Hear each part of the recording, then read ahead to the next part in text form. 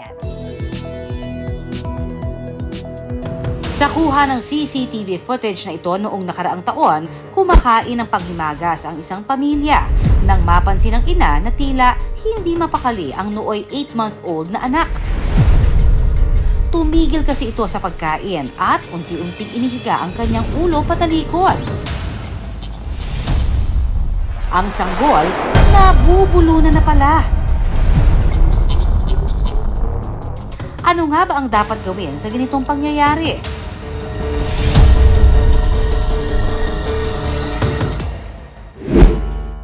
Ang mommy sa video ay ang 35-year-old na si Mommy Prax. Bilang first-time mom, sinisiguro niya raw na sapat ang nutrisyon na nakukuha ni Baby Marcos. Nag-research talaga ako ano ba yung nutrients na kailangan nila intake. Ilang calories ba yung kailangan? Siyempre, I'm not a doctor. Pero based on searching it, ilan yung calories na kailangan nilang yung kainin, ano yung mga nutrients na kailangan nilang magkaroon.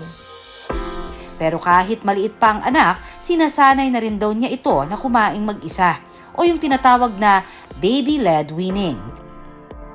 We want them to be independent as much as possible. While yes, they are babies, they are dependent on us parents or adults, we want to give them a semblance na kaya din nila or building hanggang eventually sila na. Nang minsan daw maghanda si Mommy Prax ng hinog na papaya, hiniwa niya raw ito ng maliliit na piraso para sa kanyang nooy 8 buwan na anak na si Marcos. Yung pagkain namin is normal food namin. So, wala naman ako ini-expect na mangyayari. Akala ko pagtas kumain, okay na. It just so happens na sa gitna ng pagkain namin, biglang tumahimik si Marcos. Ang bata, natigilan. Dito na nataranta si Mommy Prax. Doon ko na-realize na may something wrong.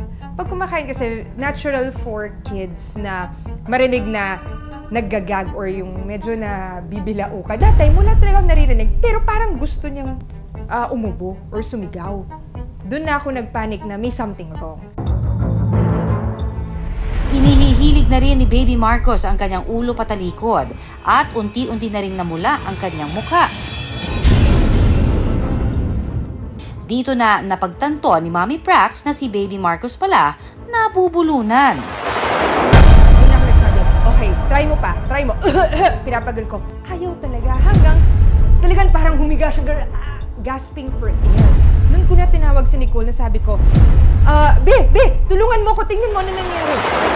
Hindi ko rin alam yung gagawin ko at that moment. Pero parang feeling ko may magkiklik din sa'yo na parang, uy, parang nakita ko na to before Mabuti na lamang daw na si Daddy Nix sumailalim noon sa first aid training ng Philippine Red Cross. Siguro 7 to 10 years na yung seminar na yun. Na nung moment na na-choke si Marcos, para bang hinila ng utak ko yung 10 years worth of seminar na yun. Whoops! Kunin mo yan. Tapos doon ko lang siya nagamit. Agad-agad na binuhat at kinandong ni Daddy Nix si Marcos mula sa baby chair. Tsaka marahang hinampas ang likod nito. Nailigtas kaya ang bata? Abangan mamaya. Samantala, ayon sa Philippine Red Cross, isa sa mabisang paraan kapag nabubulunan ang isang sanggol ay ang tinatawag na back slaps at chest thrusts. Gagawa tayo ng 5 back slaps, okay? So, hawakan natin yung mukha ng biktima katulad ng ganito. Yan. Tapos, ibabaliktad natin siya. Tapos, ang ating kamay, yan, sa gitna ng likod. So, again, 5 back slaps. 1, 2, 3, 4, 5. Katapos naman nito, babaliktad natin yung sanggol. Yan.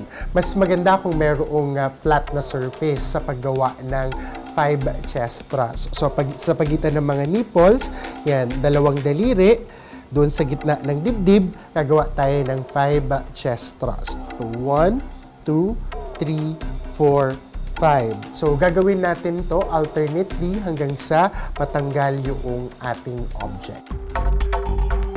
Ayon pa sa Red Cross, senyales daw na posibleng nabubulunan ng isang sanggol kapag hindi ito mapakali, hindi makapagsalita o nakakagawa ng tunog o ingay.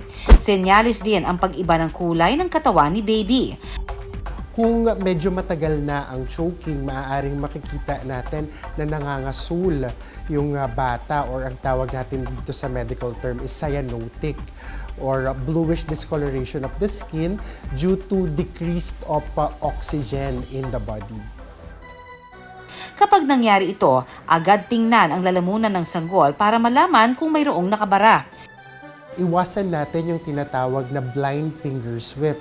Yung blind finger sweep is yung kahit wala tayong nakikita, dudut-dutin natin siya na as if meron para lang maklear yung airway.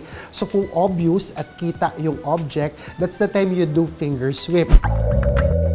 Ayon sa pediatrician na si Doc Paul Bancil, madalas daw talagang nabubulunan ang mga sanggol dahil hindi pa mature ang gastrointestinal tract nito. Yung passage of food nila, hindi pa ganun kaganda. So, usually po, ang pinapakain po natin sa kanila, puree o mga mashed na pagkain o dinurog na pagkain. Inirekomenda ni Doc Bancil na puree food o mga dinurog na pagkain ang ibigay sa mga sanggol pagtungtong nito ng 6 na buwan.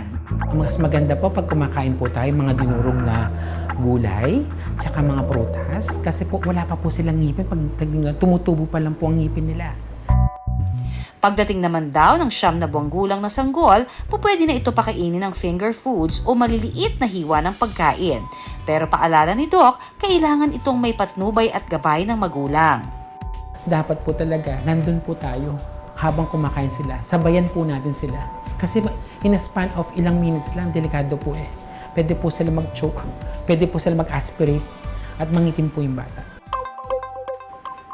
Siguruhing maliliit din daw ang hiwa at tanging malalambot na parte lamang ng pagkain ang ibigay kay baby. Sa kaso raw kasi ni Baby Marcos, posibleng may naisamang matigas na bahagi ng papaya rito. Nung nakita ko yung papaya, on my part, as much as very cautious and hands-on ako sa pag-prepare, may nasama na, hindi siya sa size, but it's the kung gaano siya kalambot or katigas. Matapos ang mahigit 1 minuto, sa tulong ng ginawang backslaps ni Daddy Nix, natanggal ang nakabarang papaya sa lalamunan ni Baby Marcos. Kaya naman si Mommy Prax, tila nabunutan din daw ng tinik. More than fear, nagpanik ako. Anong gagawin ko? Kasi alam ko, in a few seconds or minutes na hindi ito masolve, pwedeng namatay na si Marcos. Sa ngayon, natuto na raw si Mommy Prax. Bukod sa pagsisigurong masustansya ang pagkaing inihahain, ang paghahanda at paghihiwa nito dapat masinsin din. Nasa 3 taong gulang na ngayon si Marcos at maganang kumain. Enjoy ako kumain. Favorite ko na food ay pakwan. Makalipas ang 7 buwan, nag-aaral na si Marcos sa preschool. At para magkaroon ng physical activity si Marcos, ini-enroll ni Mommy Prax sa isang taekwondo class si Marcos. At kahit malaki na ang ating baby ngayon, sinisiguro pa rin ni Mommy Prax na safe ang mga pagkaing ibinabao ni Marcos sa kanyang klase na siya mismo ang naghahanda. Paalala sa mga kapuso nating mommies out there, maging mapanuri sa mga ibinibigay nating pagkain sa ating mga anak. Dahil ang isang maliit na bagay, posible palang mauwi sa pag-aagaw buhay.